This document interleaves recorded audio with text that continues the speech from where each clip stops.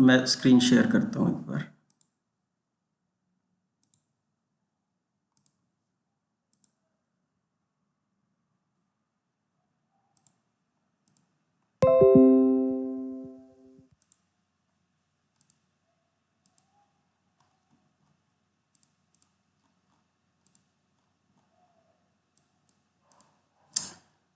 अच्छा, तो जब हम एनालिसिस की बात कर रहे थे तो तो हमने बात की थी, एक तो ग्राफिकल अप्रोच है जिसमें दो मेथड हैं, relative velocity method, IC method, और इसमें हमें ड्रॉ करना पड़ता है सारा। एक अलजेब्रिक मेथड है जो हम वेक्टर फॉर्म में इक्वेशंस लिख देते हैं और हमें ड्रॉ कुछ नहीं करना पड़ता। मैंने हिबलर से कुछ एक एग्जांपल दिखाए थे आपको उसके। अगर हिबलर 12th एडिशन डायनामिक्स का मिल गया है तो ठीक है, नहीं मिला तो मुझे बता देना, मैं अरेंज करता हूँ वो। तो इन दोनों के अलावा एक और अप्रोच है जिसे बोल देते हैं एनालिटिकल अप्रोच, और इसमें हम इक्वेशंस डिराइव करते हैं। एक्चुअली ये अप्रोच वैसे हमारे सिलेबस में नहीं है, लेकिन ये समझना अच्छा है। कई बार बीटेक में ये पढ़ाई जाती है, कई बार नहीं पढ़ाई जाती है, डिपेंड करता है कि आपका सिलेबस क्या था।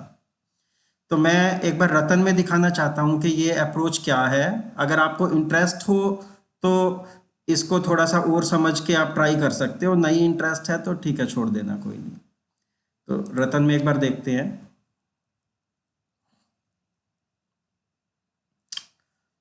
हाँ, ये जो फोर्थ चैप्टर है, computer aided analysis of mechanisms, एक बार इस पे जाते हैं।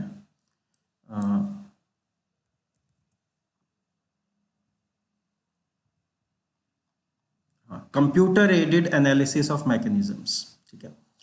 तो ये आइडिया अब ऐसा है कि मान लो हम जो हमने ग्राफिकल और अलजेब्रिक मेथड डिस्कस किए, वो मेथड एप्लीकेबल हैं जब हमें मैकेनिज्म का एक कॉन्फ़िगरेशन दिया हुआ है। जैसे यहाँ पे आप ये 4 बार मैकेनिज्म देख रहे हो। अगर हमें ये दिया हुआ है कि एंगल थीटा की वैल्यू मान लो 60 डिग्री है, ओमेगा ए की वैल्यू है कुछ 5 रेडियन पर सेकेंड, अल्फा ए की वैल्यू है मान लो 1 रेडियन पर सेकेंड स्क्वेयर, हमें इनकी वैल्यूज दी हुई है, तो हमें पूरे मैकेनिज्म का कॉन्फ़िगरेशन दे दिया। और इस इंस्टेंट पे इसकी हमें बतानी है कि जो बाकी लिंक्स हैं बी सी और सी डी, इनकी क्या एंगुलर वेलोसिटी होगी, क्या एंगुलर एक्सीलरेशन होगी। वो एनालिसिस इस तरह का था। तो वो एनालिसिस एप्लीकेबल था सिर्फ एक पर्टिकुलर कॉन्फ़िगरेशन के लिए। अगर हम एंगल थीटा को चेंज कर देंगे, 60 डिग्री से 70 डिग्री कर दिया, तो हमें अलग एनालिसिस करना पड़ेगा। कोई और एंगल कर दिया या एंगुलर वेलोसिटी चेंज कर दी तो अलग एनालिसिस करना पड़ेगा, तो मज़ा नहीं आ रहा उसमें। तो ये जो एनालिटिकल मेथड है, इसमें हम इक्वेशंस डिराइव कर लेते हैं which are valid for any value of theta, any value of omega A, any value of alpha A. तो हमें इक्वेशंस मिल गई और उन इक्वेशंस में बस हम वैल्यूज डालेंगे और हमें आंसर्स मिल जाएगा कि बाकी लिंक्स की क्या एंगुलर वेलोसिटी है, क्या एंगुलर एक्सेलरेशन है। ठीक है, तो ये मेथड, क्योंकि हमें इक्वेशंस मिल जाती हैं, इसलिए ये मेथड कंप्यूटर में इम्प्लीमेंट करने के लिए अच्छा है। तो एक बार जस्ट एक बेसिक आइडिया देख लेते हैं इसका 4 बार मैकेनिज्म के लिए। एक सेकंड रुको, मैं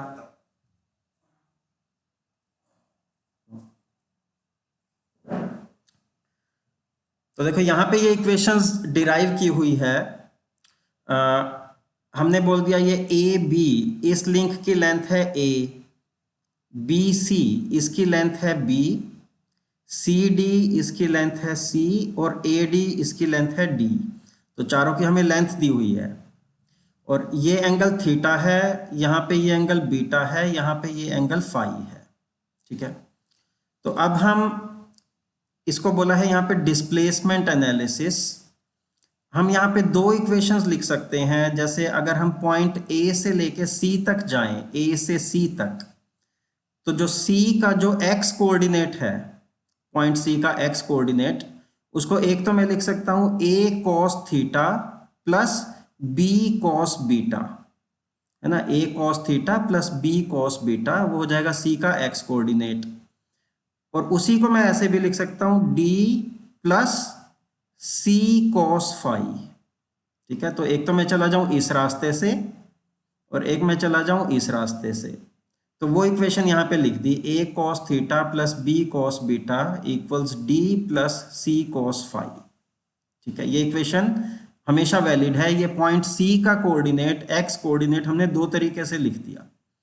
और इसी तरह से एक और इक्वेशन हम लिख सकते हैं C का y कोऑर्डिनेट, वो हो जाएगा a sine theta plus b sine beta equals c sine phi. तो यहाँ पे एक और इक्वेशन नीचे आएगी कहीं पे, ये रही, a sine theta plus b sine beta equals c sine phi.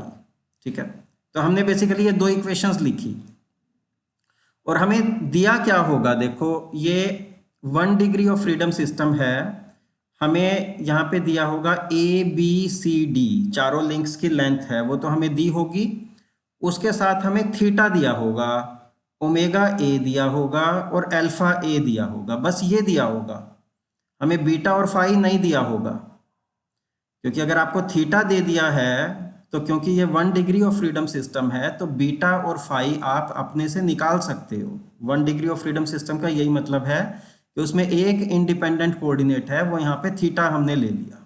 ठीक है, तो अब हमने देखो ये जो दो इक्वेशंस लिखी हैं, ये इक्वेशन देखो, इस इक्वेशन में हमें ABCD ये तो पता है, हमें थीटा भी पता है, थीटा की हम कुछ वैल्यू प्लग करेंगे, हमें बीटा और फाई नहीं पता, ये दो अननोन है, बीटा और फाई नहीं पता फॉर ए गिवन थीटा, दो अननोन है। ऐसे यहाँ पे ये इक्वेशन देखो, इसमें हमें ABC पता है, थीटा हमें दिया होगा, बीटा और फाई नहीं पता है, तो हमारे पास दो अननोन है, बीटा और फाई, और दो इक्वेशंस हैं।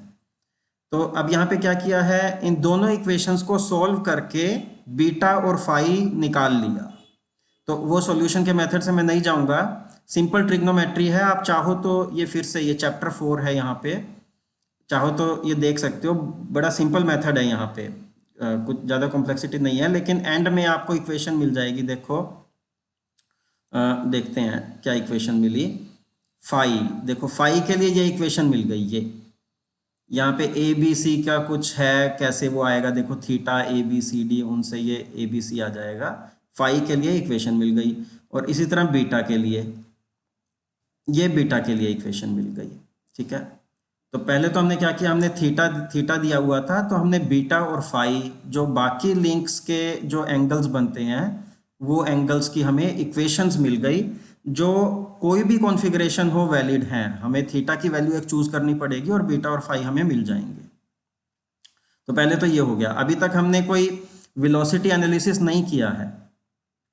अब वेलोसिटी एनालिसिस के लिए क्या करेंगे, हमारी जो ये दो इक्वेशंस थी, देखो एक इक्वेशन तो ये है, इस इक्वेशन को हम डिफरेंशिएट करेंगे विद रिस्पेक्ट टू टाइम। ठीक है, इसको डिफरेंशिएट करेंगे विद रिस्पेक्ट टू टाइम।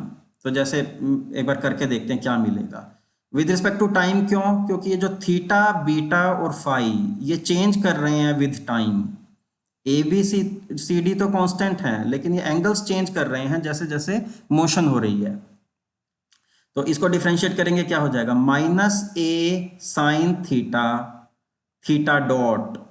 ठीक है, कॉस थीटा की डिफरेंशिएशन हो जाएगी minus sine theta, theta dot.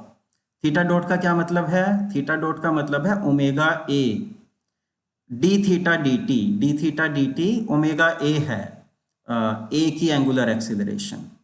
ऐसे ही इसको डिफरेंशिएट करेंगे, क्या मिलेगा, -B sine beta, beta dot.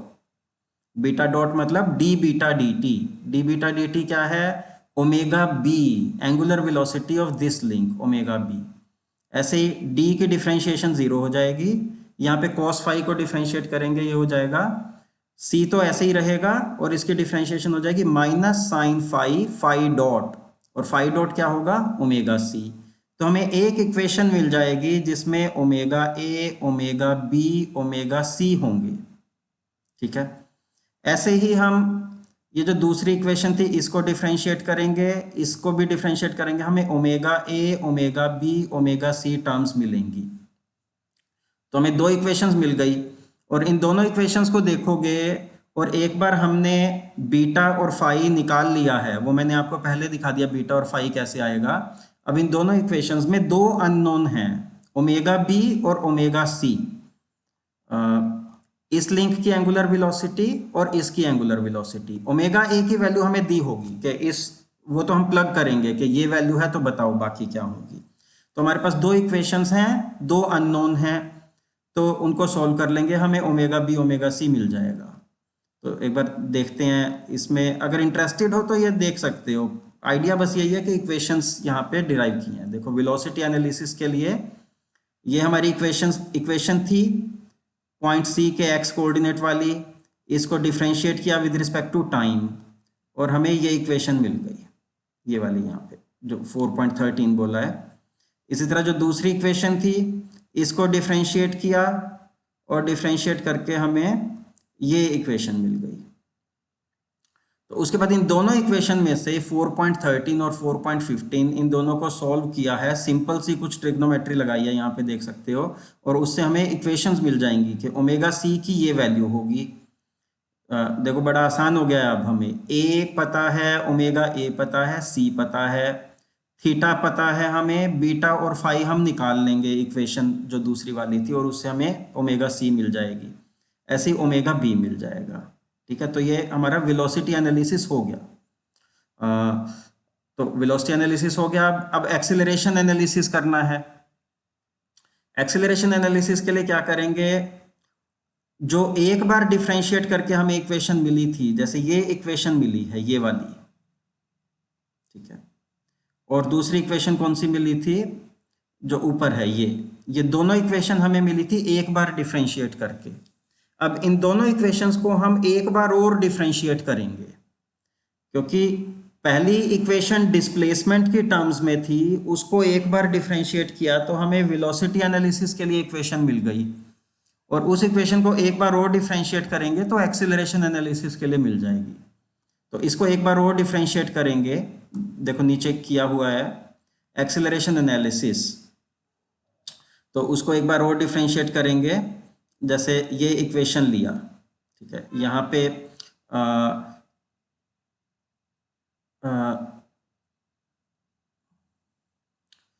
Actually ये थीटा की जगह ओमेगा टी लिख दिया है इन्होंने, यहाँ पे omega A T, omega B T, omega C T ऐसा लिख दिया है थीटा बीटा फाई की जगह। इनको एक बार डिफरेंशिएट किया, जैसे इस टर्म को डिफरेंशिएट करोगे तो क्या आ जाएगा, देखो यहाँ पे ए तो कांस्टेंट है, दो टर्म्स का प्रोडक्ट है ओमेगा ए और साइन ओमेगा ए, तो दो टर्म्स आएंगी इसके कोरस्पॉन्डिंग। ए ओमेगा ए को डिफरेंशिएट करोगे ओमेगा ए डॉट मतलब अल्फा ए, एंगुलर वेलोसिटी को डिफरेंशिएट करते हो तो एंगुलर एक्सेलरेशन मिलता है, और साइन थीटा को ऐसे ही रख लिया, ठीक है, और इसके कोरस्पॉन्डिंग दूसरी टर्म ए ओमेगा ए, इसको ऐसे ही रखा, और साइन थीटा को डिफरेंशिएट करेंगे तो आएगा कॉस थीटा डॉट, तो कॉस थीटा डॉट हो जाएगा ओमेगा ए, उसके कारण ओमेगा ए स्क्वेयर हो जाएगा। तो इस टर्म के कोरस्पॉन्डिंग यहाँ पे ये दो टर्म्स आ गई हैं, ऐसे ही इसके कोरस्पॉन्डिंग दो आ गई, इसके कोरस्पॉन्डिंग दो आ गई, ऐसे जो दूसरी इक्वेशन थी उसको भी डिफरेंशिएट कर दिया, ये आ गई। और इन दोनों इक्वेशंस को अब थोड़ा सा मैनिपुलेट करना है और हमें इक्वेशन मिल जाएगा अल्फा बी और अल्फा सी का। देखो बाद में लिख दिया यहाँ पे, अल्फा बी इसके इक्वल आ गया और अल्फा सी इसके इक्वल आ गया, ठीक है। तो ये सिंपल सा आइडिया है, हम इक्वेशंस एनालिटिकली, हम मैकेनिज्म सिंपल था, हम एनालिटिकली हमने एक सॉल्यूशन निकाल लिया है और वो जनरल सॉल्यूशन है, उसको अब चाहें तो हम कंप्यूटर में भी डाल सकते हैं। यहाँ पे देखो एक सी का प्रोग्राम भी दिया हुआ है, यही 4 बार मैकेनिज्म का, जो वो इक्वेशंस आई थी उन इक्वेशंस को इम्प्लीमेंट कर दिया, बस छोटा सा ही प्रोग्राम है, कोई खास बड़ा प्रोग्राम नहीं है, और उसकी आउटपुट आ जाएगी, ठीक है। तो ये आइडिया है। ये कॉम्प्लेक्स अलजेब्रा की बात अभी नहीं करेंगे, बाद में ये डिस्कस करेंगे। एक एग्जाम्पल भी दिया हुआ है, एग्जाम्पल 4.1 अगर आप देखना चाहो, 4 बार मैकेनिज्म का ही यही एनालिसिस किया हुआ है। ये कंप्यूटर से जनरेटेड कुछ आउटपुट दी हुई है। इसी तरह से स्लाइडर क्रैंक मैकेनिज्म का किया हुआ है।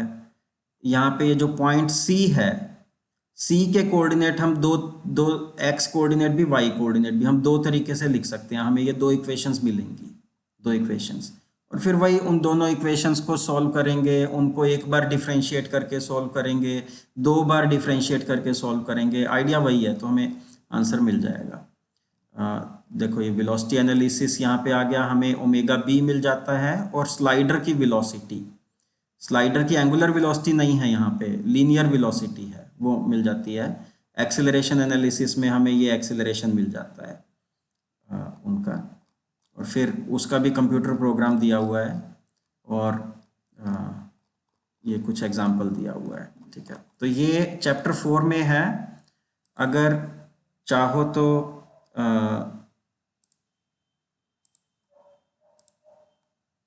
चाहो तो इससे एक बार पढ़ सकते हो। ये एग्जाम के लिए वैसा नहीं है कि तुम्हें डिराइव करना है ये वो, पर तुम्हें एक आइडिया मिल गया। ठीक है, कोई क्वेश्चन इसके बारे में? No sir.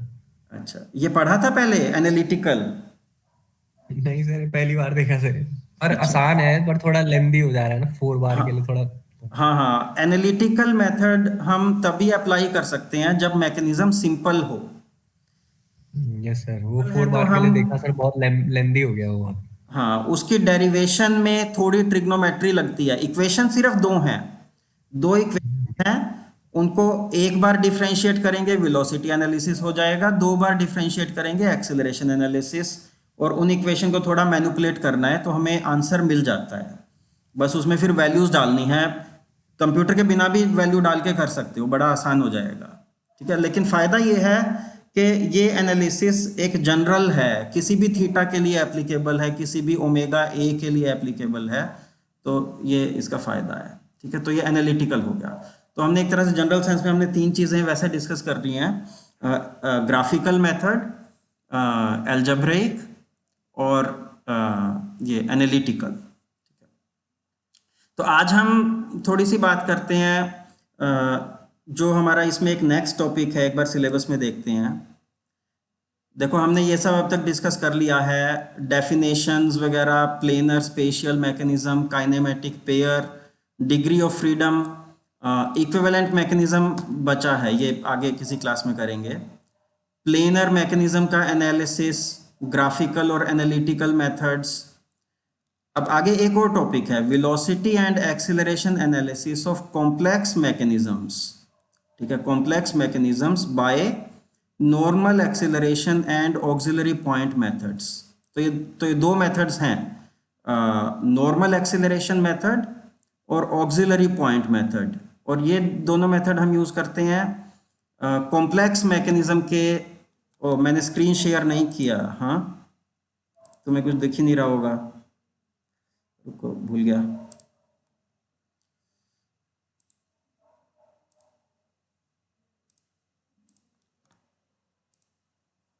हाँ, तो मैं यहाँ से ले, इसमें एक ये टॉपिक बचा है, velocity and acceleration analysis of complex mechanisms by normal acceleration and auxiliary point method. ठीक है, ये टॉपिक शुरू करते हैं।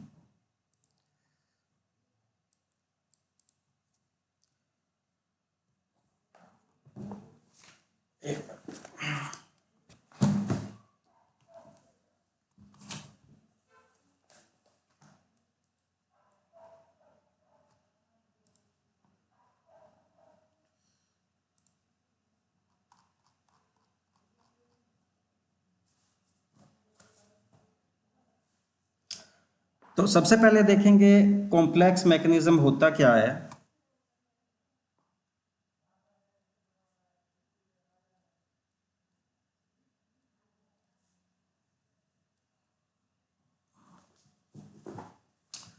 उससे पहले मैं एक दो टर्म्स डिफाइन करूंगा।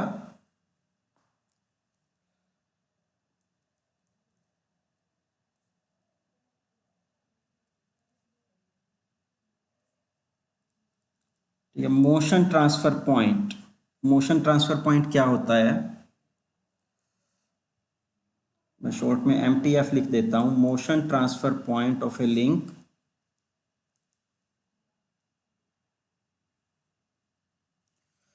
या motion transfer points, motion transfer sorry MTP होगा, motion transfer points of a link are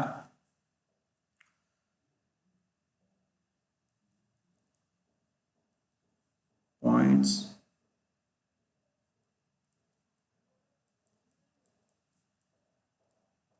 responsible for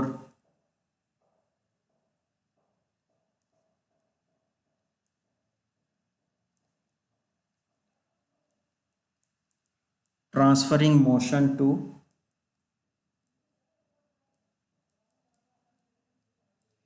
connected links। ठीक है, points responsible for transferring motion to connected links. जैसे 4 बार मैकेनिज्म का अगर एग्जांपल लें,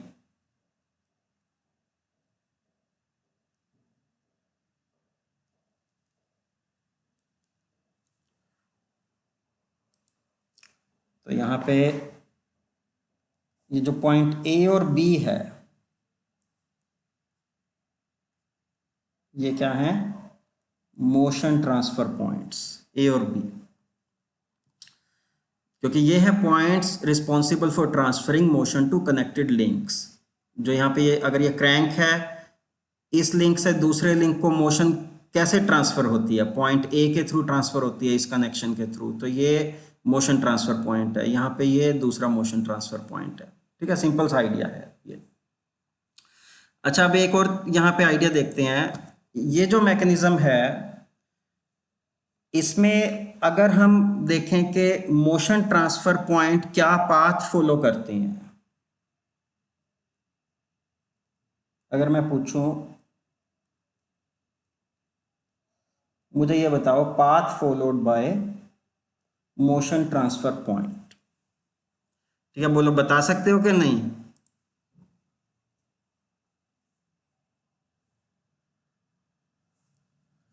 आ रही है आवाज? ए और बी क्या पाथ फॉलो करते हैं, ये बता सकते हो या नहीं?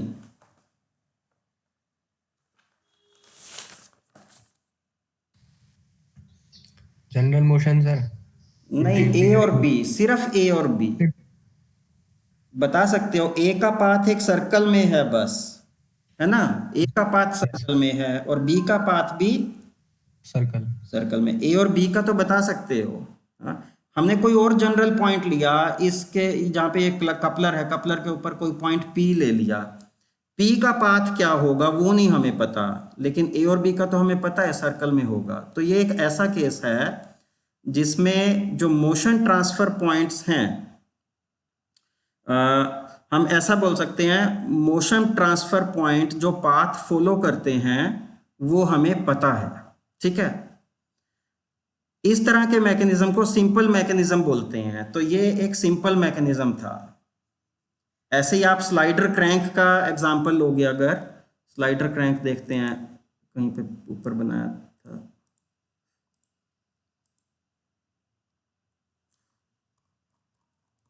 हाँ स्लाइडर क्रैंक देखो, यहाँ पे भी हमें पता है ए का पाथ एक सर्कल में होगा और उसकी हमें रेडियस ऑफ कर्वेचर पता है, उस पाथ जो वो फॉलो करेगा उसकी रेडियस ऑफ कर्वेचर ओ ए के इक्वल होगा। दूसरा मोशन ट्रांसफर पॉइंट यहाँ पे बी है, बी का पाथ क्या होगा हमें पता है, बी का पाथ होगा स्ट्रेट लाइन, और अगर ये स्ट्रेट लाइन में है तो उसके पाथ की रेडियस ऑफ कर्वेचर क्या होगा, इन्फिनिटी। ठीक है, हमें पता है मोशन ट्रांसफर पॉइंट जो पाथ फॉलो करते हैं उनका रेडियस ऑफ कर्वेचर हमें पता है। तो ऐसे मैकेनिज्म को हम सिंपल मैकेनिज्म बोलते हैं। मैं लिख देता हूं आगे।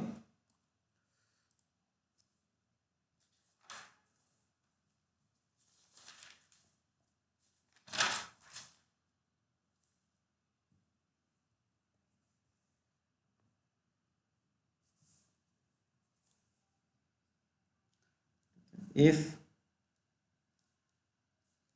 radius of curvature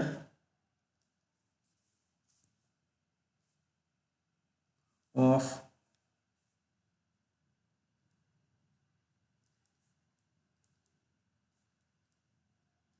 paths traversed by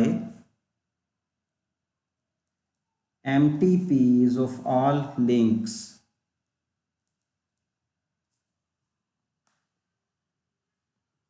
are known.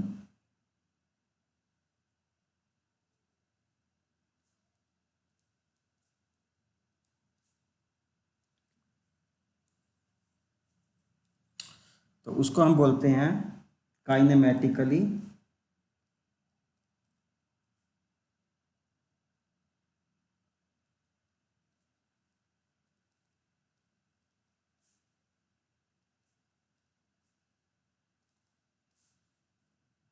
उसको बोला हमने काइनेमेटिकली सिंपल मैकेनिज्म। और जो काइनेमेटिकली सिंपल मैकेनिज्म होता है उसका एनालिसिस का मेथड हमने देख लिया, जो हमने अभी मेथड डिस्कस किए थे पहले, रिलेटिव वेलोसिटी वाला मेथड, वो यही है, काइनेमेटिकली सिंपल के लिए है। तो हम यहाँ पे हमने जो ए और बी पॉइंट्स लिखे हैं, क्योंकि यही पॉइंट ऑफ इंटरेस्ट हैं बेसिकली, ए और बी का ही लेके हम सॉल्व करते हैं। तो हम, आपने देखा था, हम सिर्फ ये दो इक्वेशंस लिखते हैं, velocity of B equals velocity of A plus B with respect to A। इस इक्वेशन से वेलोसिटी एनालिसिस हो जाता है। और acceleration of B equals acceleration of A plus B with respect to A। इन दोनों इक्वेशन से एनालिसिस हो जाता है वेलोसिटी और एक्सीलरेशन, ठीक है, जो काइनेमेटिकली सिंपल मैकेनिज्म होते हैं। तो आप देखते हैं कॉम्प्लेक्स मैकेनिज्म क्या है।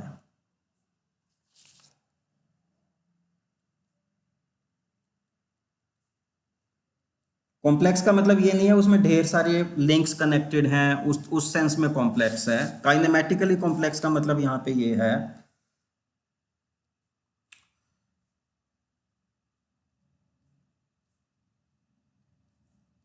एक्चुअली मैं ये एक बुक में से लिख रहा हूँ, जो भी मैं यहाँ पे लिख रहा हूँ ना, वो भी मैं तुम्हें दे दूंगा। हाँ, if a mechanism has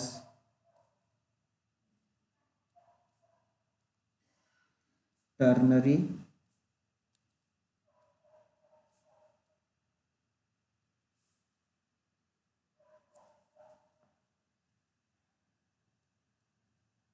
or higher order floating links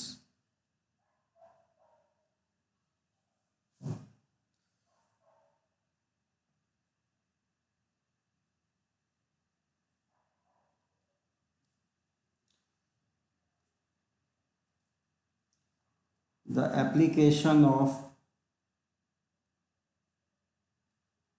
equation like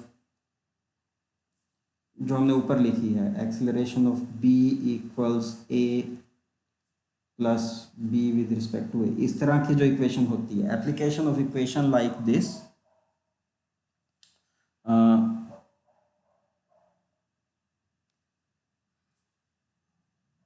may fail to complete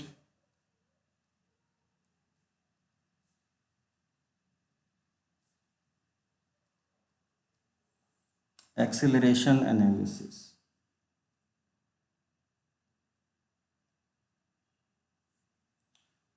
और उस मैकेनिज्म को हम कॉम्प्लेक्स मैकेनिज्म बोलते हैं। If a mechanism has ternary और हायर ऑर्डर। एक टर्नरी लिंक क्या होता है? टर्नरी लिंक होता है जिस लिंक को तीन जगह पे कनेक्ट किया हुआ है और लिंक्स से। टर्नरी का मतलब है उसको तीन जगह पे कनेक्ट किया हुआ है। हायर ऑर्डर मतलब क्वाटर्नरी, और उससे ज़्यादा उसको 4 जगह पे 5 जगह पे और लिंक्स से कनेक्ट किया हुआ है। तो अगर मैकेनिज्म में टर्नरी और हायर ऑर्डर फ्लोटिंग लिंक हैं, यहाँ पे दो चीज़ें बोली हैं, टर्नरी और हायर ऑर्डर। एक तो मैंने बता दिया उसका क्या मतलब है, और फ्लोटिंग लिंक ऐसा है। फ्लोटिंग लिंक का क्या मतलब होता है? ये जो 4 बार मैकेनिज्म है इसमें ए बी फ्लोटिंग लिंक है। ये वाला लिंक फ्लोटिंग नहीं है, क्योंकि ये इसका एक पॉइंट तो यहाँ पे फिक्स है और ये बस ऐसे घूम सकता है, ये इसको फ्लोटिंग नहीं मानेंगे। ऐसे ये वाला भी फ्लोटिंग नहीं है। ये जो ए बी है इसकी जनरल मोशन है, इसको हम फ्लोटिंग लिंक मानेंगे, ठीक है। तो इस केस में हमारे पास है एक बाइनरी फ्लोटिंग लिंक। ये जो लिंक है ये बाइनरी है, 2 जगह पे कनेक्टेड है, बाइनरी फ्लोटिंग लिंक। अब देखो इसमें यहाँ पे हमने क्या लिखा था, if a mechanism has ternary और हायर ऑर्डर फ्लोटिंग लिंक्स, तो उस केस में एप्लीकेशन ऑफ इक्वेशन लाइक, इस तरह की जो इक्वेशन है जो हम सिंपल मैकेनिज्म के लिए यूज करते हैं। They may fail to complete acceleration analysis, और ऐसे मैकेनिज्म को हम क्या बोलेंगे? Kinematically complex mechanism. ऐसे मैकेनिज्म को बोलेंगे काइनेमेटिकली कॉम्प्लेक्स। ठीक है, तो एग्जांपल देखते हैं।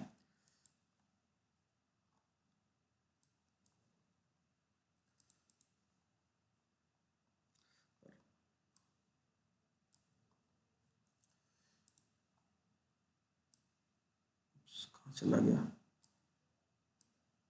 हाँ, देखो यहाँ पे ये देखते हैं, ये वाला मैकेनिज्म। इसमें कितने लिंक्स हैं? फिक्स लिंक 1 हो गया, इसको 2 बोल दिया, 3, ये 4 हो गया, ये 5 और ये 6। ठीक है, 6 लिंक हैं इसमें। और इसकी अगर डिग्री ऑफ फ्रीडम निकालोगे, इस मैकेनिज्म की डिग्री ऑफ फ्रीडम निकालोगे, मैं ये भेज दूंगा फाइल आपको, तो डिग्री ऑफ फ्रीडम 1 आएगी। ठीक है, और हमें लिंक जो O2A है, मान लो इसकी हमें एंगुलर वेलोसिटी दी हुई है ω2, इसकी एंगुलर वेलोसिटी दी है और हमें एनालिसिस करना है। ठीक है, अब इसका एनालिसिस आप ट्राई करके देखना। हमारा जो उस तरह का मेथड था कि हम एक्सीलरेशन ऑफ ए तो हमें पता है, हम लिख सकते हैं एक्सीलरेशन ऑफ ए, क्योंकि हमें इसकी एंगुलर वेलोसिटी दी है, ये हम लिख सकते हैं। बी की आप लिखना चाहोगे, बी के बाद सी की लिखना चाहोगे, देखना कर नहीं पाओगे, प्रॉब्लम को सॉल्व कर नहीं पाओगे। क्यों नहीं कर पाओगे? क्योंकि ये एक कॉम्प्लेक्स मैकेनिज्म है। हम इसमें अगर मोशन ट्रांसफर पॉइंट्स देखें, इसमें कौन कौन से मोशन ट्रांसफर पॉइंट्स हैं? ए, बी, सी, डी, ये चारों मोशन ट्रांसफर पॉइंट्स हैं।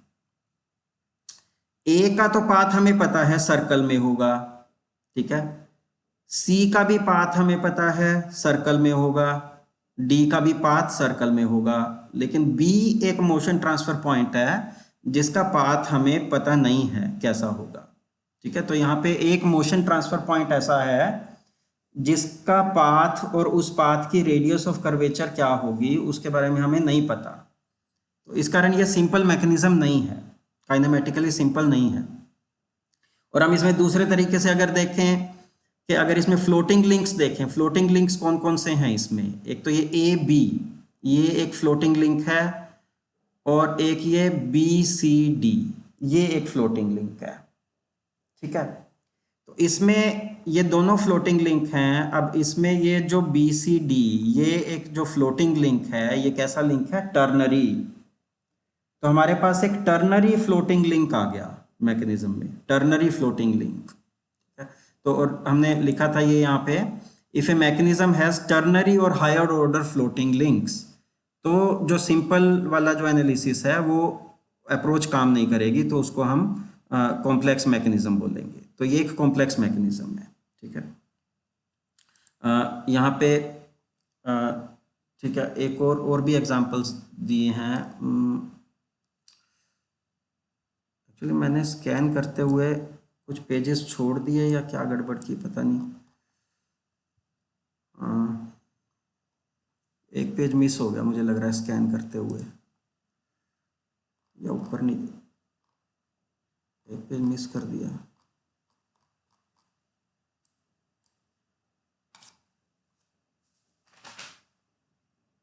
एक पेज मिस हो गया, चलो कोई नहीं। तो कॉम्प्लेक्स मैकेनिज्म्स का आइडिया हो गया। अच्छा, कॉम्प्लेक्स मैकेनिज्म्स को हम दो में क्लासिफाई करते हैं। एक तो complex mechanism with low degree of complexity, और दूसरा होगा with high degree of complexity. तो लो डिग्री ऑफ कॉम्प्लेक्सिटी मैं देखता हूँ इसका कुछ यहाँ पे एक आइडिया लिखते हैं।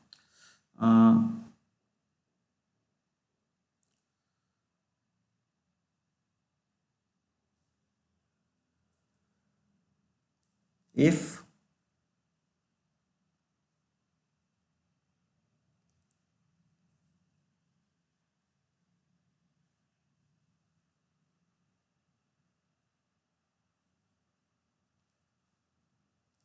the radii of curvature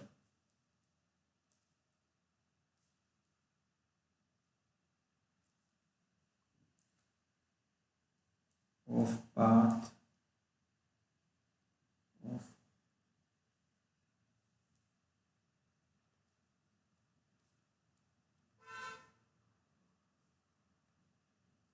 two or more motion transfer points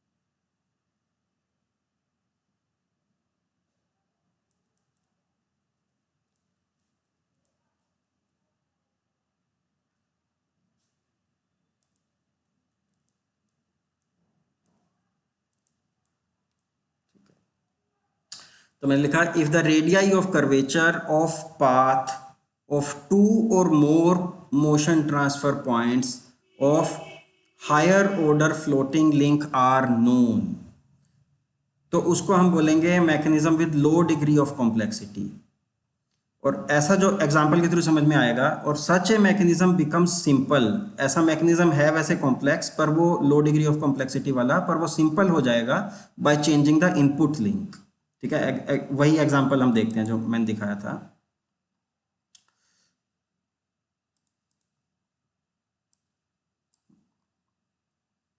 तो देखो ये यहाँ पे टर्नरी फ्लोटिंग लिंक था, और लेकिन टर्नरी फ्लोटिंग लिंक है, इसके 3 मोशन ट्रांसफर पॉइंट हैं बी, सी और डी, लेकिन इन तीनों में से हमें 2 का पाथ पता है। सी का पाथ हमें पता है एक सर्कल में होगा ऐसे, और डी का भी पाथ हमें पता है एक सर्कल में होगा। तो ये वैसे कॉम्प्लेक्स मैकेनिज्म है, लेकिन क्योंकि इसमें जो हमारा जो हायर ऑर्डर फ्लोटिंग लिंक है उसके 2 मोशन ट्रांसफर पॉइंट्स के पाथ की रेडियस ऑफ कर्वेचर हमें पता है, तो इसका मतलब ये मैकेनिज्म कैसा है, कॉम्प्लेक्स है लेकिन with low degree of complexity. और इस प्रॉब्लम को हम सॉल्व कर पाएंगे बाय, एक मेथड है इस प्रॉब्लम को सॉल्व करने का, by changing the input link. तो अगर आपको ओमेगा 2 दिया हुआ था, ओमेगा 2 दिया हुआ था और आप इसको सॉल्व करने की कोशिश करोगे, तो मैं ये भेजूंगा फाइल, ट्राई करके देखना, नहीं कर पाओगे। ठीक है, तो इसका मेथड क्या है, हम इसको इनपुट लिंक इसका चेंज करके सॉल्व करेंगे। हम मान लेंगे जैसे ये वाला जो लिंक है ये इनपुट लिंक है, या हम मान ले ये इनपुट लिंक है, और उसके बाद हम सॉल्व करेंगे, और तब सॉल्व करने की ट्राई करेंगे तो देखेंगे कि सॉल्व हो जाएगा। ठीक है, तो यह है mechanism with low degree of complexity. High degree का आगे देखेंगे, तो इसी को एक बार देखते हैं हम, इस प्रॉब्लम को सॉल्व करके देखते हैं, उसके थ्रू समझ में आएगा।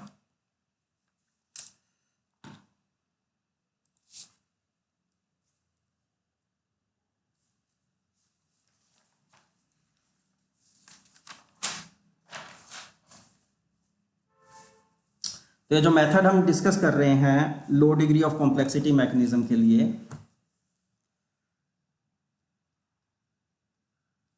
बोला method of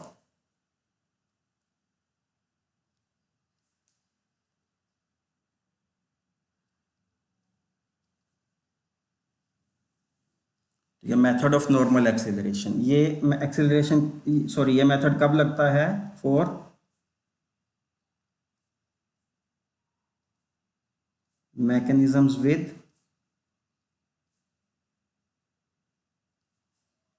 low degree of complexity।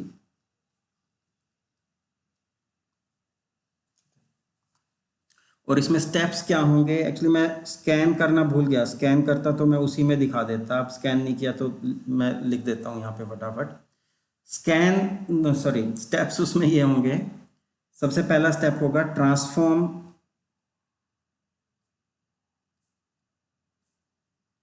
The mechanism into simple.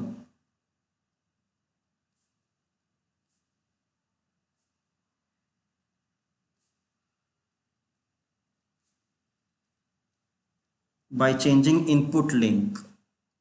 ठीक है, हम एज्यूम कर लेंगे कि मेरी इनपुट लिंक जो एक्चुअल में इनपुट था वो नहीं है, बल्कि दूसरी तरफ कोई और लिंक मेरा इनपुट था, ऐसा एज्यूम कर लेंगे। और ऐसा करने के बाद देखेंगे तो हम सोल्व कर पाएंगे। अब ये एज्यूम करने के बाद उसके बाद हम क्या स्टेप करेंगे, उसके बाद करेंगे वेलोसिटी एनालिसिस, क्योंकि एक्सीलरेशन एनालिसिस करने से पहले हमेशा वेलोसिटी एनालिसिस करना पड़ता है। पहले वेलोसिटी होता है, ओमेगा हमें चाहिए, तभी हम एक्सीलरेशन एनालिसिस कर पाएंगे, क्योंकि सेंट्रीपिटल कंपोनेंट ऑफ एक्सीलरेशन जब निकालते हैं तो उसमें ओमेगा स्क्वायर आर आता है, तो ओमेगा हमें पहले चाहिए। तो वेलोसिटी एनालिसिस करेंगे, उसके बाद अच्छा तीसरे स्टेप में करेंगे जिसको बोलते हैं auxiliary acceleration analysis.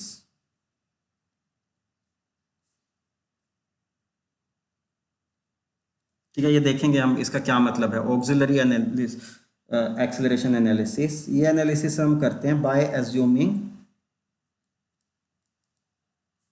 Alpha of angular acceleration of जो एज्यूम्ड इनपुट लिंक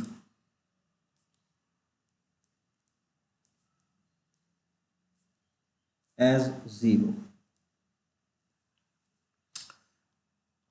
ठीक है, हम एक उसको ऑक्सिलरी एक्सीलरेशन एनालिसिस बोलते हैं, वो हम करते हैं by assuming angular acceleration of assumed input link, क्योंकि हमने इनपुट को चेंज कर दिया है, और जो चेंज करने के बाद जिसको हम इनपुट मान रहे हैं उसकी एंगुलर एक्सीलरेशन को 0 मान के हम एनालिसिस करेंगे। और उसके बाद फाइनल स्टेप होगा ट्रू एक्सीलरेशन एनालिसिस।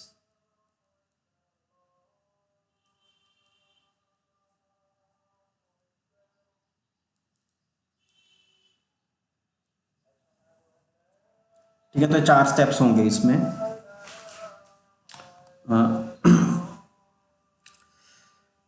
मैं एक्चुअली ये एग्जांपल हम करके देखते हैं, उससे समझ में आएगा। तो हमें ये मैकेनिज्म का कॉन्फ़िगरेशन दिया हुआ है जो यहाँ पे देख रहे हो, और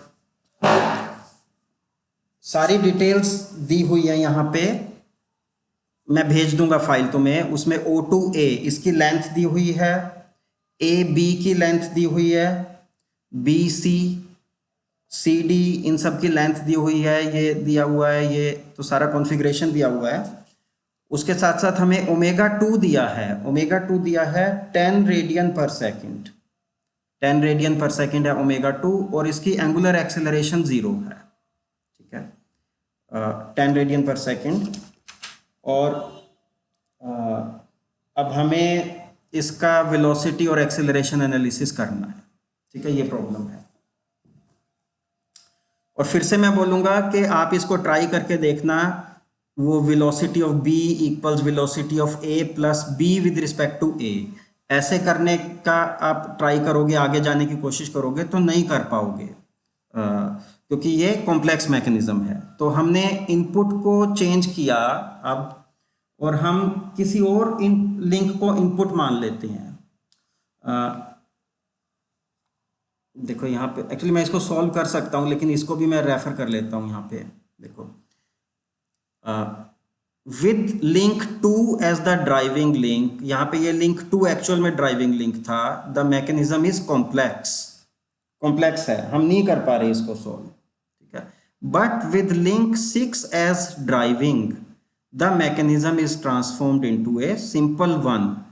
तो हम ये मान लेंगे कि जो लिंक 6 है, लिंक 6 हमारा इनपुट लिंक है। ठीक है, तो पहला स्टेप ये था कि हमने इनपुट किसी और लिंक को मान लिया। अब मैंने मान लिया इस लिंक की ओमेगा है, ओमेगा 6 इस डायरेक्शन में मान लिया। अब मुझे ओमेगा 6 की वैल्यू तो पता नहीं है, वैल्यू तो ओमेगा 2 की दी हुई है 10 रेडियन पर सेकेंड, ओमेगा 6 नहीं दिया है।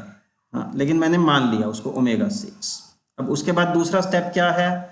दूसरा स्टेप मैंने लिखा था वेलोसिटी एनालिसिस करेंगे। वेलोसिटी एनालिसिस करेंगे तो अब देखो वेलोसिटी एनालिसिस अब हम कैसे करेंगे? आ, ये इधर वेलोसिटी डायग्राम जब हम बनाएंगे, ये एक्चुअली मैं एक बार करके ही दिखा देता हूँ, शायद वो बेटर रहेगा। मैं यहाँ पे मैकेनिज्म ड्रॉ करता हूँ और वेलोसिटी एनालिसिस इसका करके।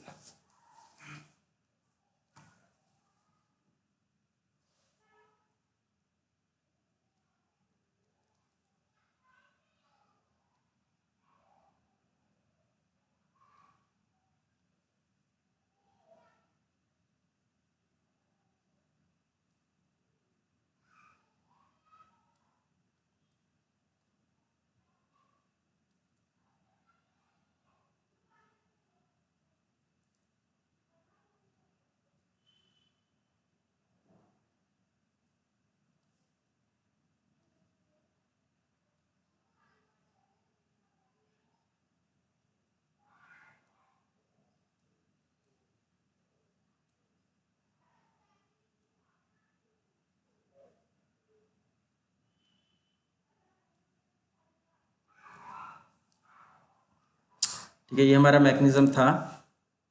अब मैंने मान लिया है इसकी एंगुलर वेलोसिटी मैंने मान ली ओमेगा 6 है इस डायरेक्शन में। ये मुझे पता नहीं है कितनी है, लेकिन देखते हैं आप वेलोसिटी एनालिसिस हम कैसे कर सकते हैं। मैं ओरिजिन लूंगा, वेलोसिटी डायग्राम बना रहा हूं। अब वेलोसिटी ऑफ पॉइंट डी क्या होगी? ओमेगा 6 टाइम्स जो इस पॉइंट से लेके इस पॉइंट तक ये जो रेडियस है, इसको अगर O6 बोला, ओमेगा 6 टाइम्स O6D, और इस डायरेक्शन में होगी। तो मुझे पता नहीं है, लेकिन मैंने यहाँ पे एक वेक्टर एक ड्रॉ कर लिया।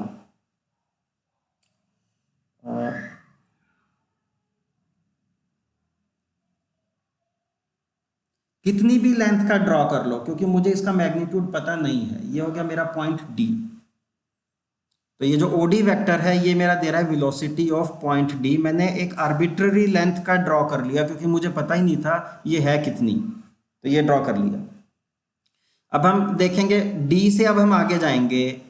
ये बी वाला पॉइंट प्रॉब्लमेटिक है क्योंकि ये ऐसा मोशन ट्रांसफर पॉइंट है जिसके जिसके पाथ के बारे में हमें पता नहीं है।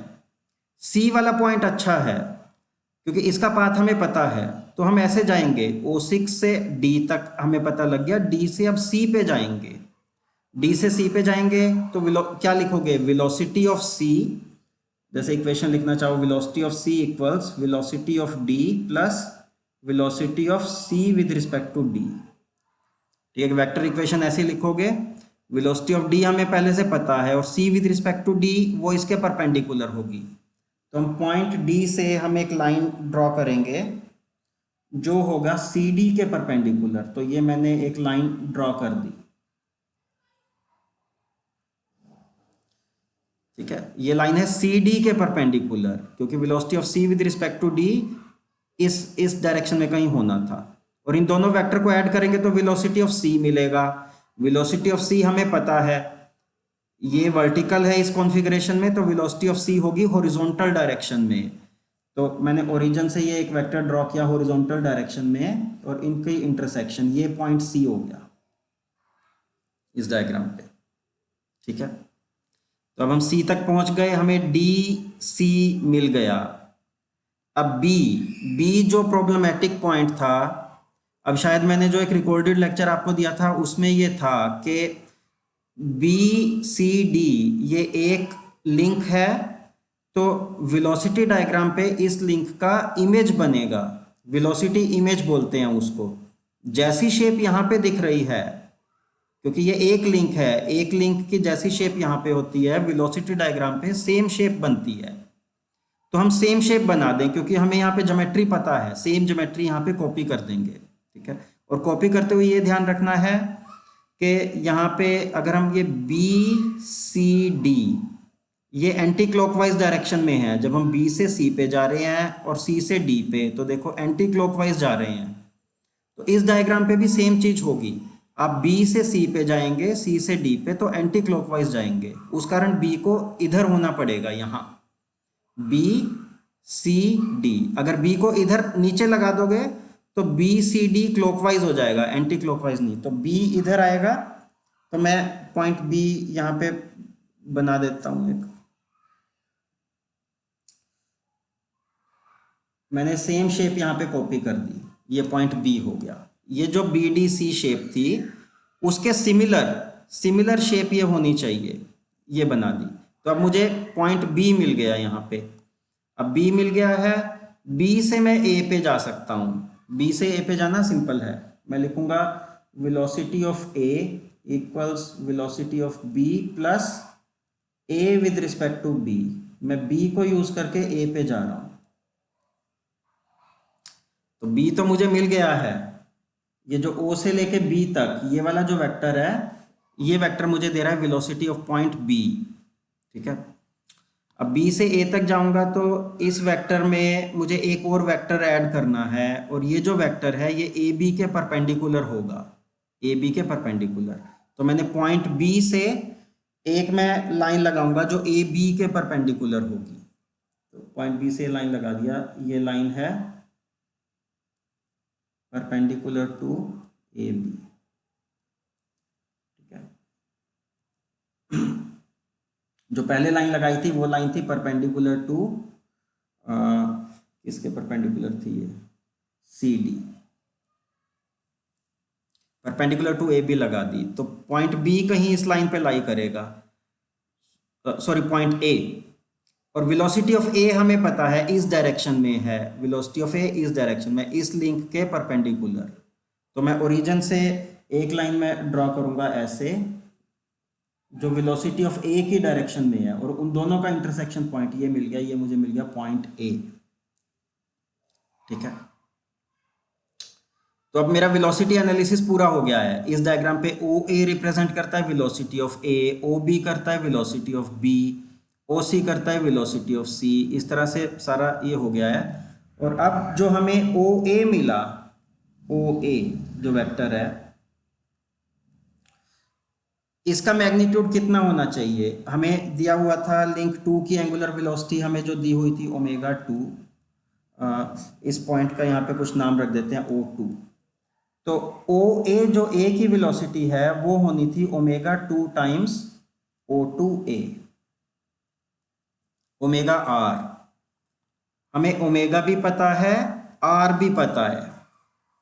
ठीक है, तो कहने का मतलब ये है कि ओमेगा आर, मान लो इसका हमने ओमेगा को आर से मल्टीप्लाई किया और ये आया, मैं जस्ट एक नंबर लिख रहा हूँ, 5 मीटर पर सेकंड आया, मान लो। ठीक है, और ये जो ओमेगा ए की हमने लेंथ मेजर की, ये लेंथ आई 2.5 सेंटीमीटर, मान लो हमने इस डायग्राम पे ये लेंथ मेजर की 2.5 सेंटीमीटर। तो इसका क्या मतलब है? इसका मतलब है इस डायग्राम पे, ये मैप की तरह है, ये डायग्राम 2.5 सेंटीमीटर 5 मीटर पर सेकंड को रिप्रेजेंट कर रहा है। तो इस डायग्राम पे 1 सेंटीमीटर 2 मीटर पर सेकंड को रिप्रेजेंट कर रहा है, 1 सेंटीमीटर 2 मीटर पर सेकंड। तो अब मेजर कर सकता हूं सारा, मैं ओडी की लेंथ मेजर कर लूंगा। ओडी की लेंथ मान लो आई 3 सेंटीमीटर आई, मान लो 3 सेंटीमीटर आई, तो 1 सेंटीमीटर है 2 मीटर पर सेकंड, तो 3 सेंटीमीटर कितना हो जाएगा? 6 मीटर पर सेकंड। तो ओडी कितना हो गया मेरा? 6 मीटर पर सेकंड। तो वेलोसिटी ऑफ डी आ गई 6 मीटर पर सेकंड। और ओमेगा 6 कैसे आ जाएगा? 6 मीटर पर सेकंड को O6D से डिवाइड करोगे तो हमें ओमेगा 6 मिल जाएगा। ठीक है, तो आइडिया ये है, अब तक हमने डिस्कस किया, यहाँ पे जो स्टेप डिस्कस किया वो था transform the mechanism into simple by changing input link. हमने 2 की जगह 6 को इनपुट मान लिया और सिंपल हो गया मैकेनिज्म। उसके बाद वेलोसिटी एनालिसिस किया और हम वेलोसिटी एनालिसिस कर पाए। मान लो हमें ओमेगा 3 निकालना है, ओमेगा 3। ओमेगा 3 कैसे निकलेगा? हम ए बी की लेंथ मेजर करेंगे, ए बी की लेंथ। ठीक है, मान लो ए बी की लेंथ आई 5 सेंटीमीटर आई, मान लो 5 सेंटीमीटर। तो 5 सेंटीमीटर किसके इक्वल हो जाएगा? 10 मीटर पर सेकेंड, क्योंकि 1 सेंटीमीटर है 2 मीटर पर सेकेंड के। तो ए बी हो गया 10 मीटर पर सेकेंड, ठीक है। अब इस 10 मीटर पर सेकेंड को आप ए बी की लेंथ जो दी है हमें उससे डिवाइड करोगे तो हमें ओमेगा 3 मिल जाएगा, क्योंकि ए बी क्या है? ए बी वेक्टर है velocity of B with respect to A, और velocity of B with respect to A होगा ओमेगा 3 टाइम्स दिस लेंथ, तो हमें ओमेगा 3 मिल जाएगा। ऐसे हम ओमेगा 4 निकाल लेंगे, ओमेगा 5 निकाल लेंगे, तो हमारा यहाँ पे वेलोसिटी एनालिसिस हो गया है, ठीक है। तो अच्छा, एक बार यहाँ पे रुकते हैं 5 मिनट के लिए, मेरे ख्याल से मीटिंग भी सस्पेंड ना हो जाए, 1 घंटा हो गया। 5 मिनट के बाद फिर कंटिन्यू करते हैं, हम ये वाला टॉपिक तो पूरा कर लें, ठीक है। समझ आया अब तक? Yes yes. हाँ, चलो मैं 5 मिनट में फिर कनेक्ट करूंगा, और फिर तभी कनेक्ट कर लेना, मैं लिंक भेजता हूँ और फिर कंटिन्यू करेंगे, ठीक है।